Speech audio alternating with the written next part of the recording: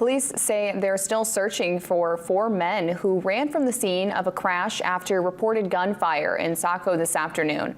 According to Saco's police chief, either people in 2 vehicles shot at each other or someone in 1 vehicle shot at another.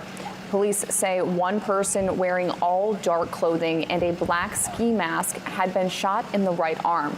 Police say they recovered a firearm from 1 of the vehicles involved. A school bus was stopped at a light when 1 of the 2 vehicles crashed into it. There were children on board, but nobody was hurt. Biddeford and Saco schools were also both on lockdown today.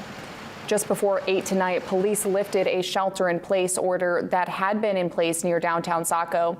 Tonight, police also released these photos from the scene of 3 of the 4 suspects. Police continue to search and clear areas where potential sightings of the suspects were reported.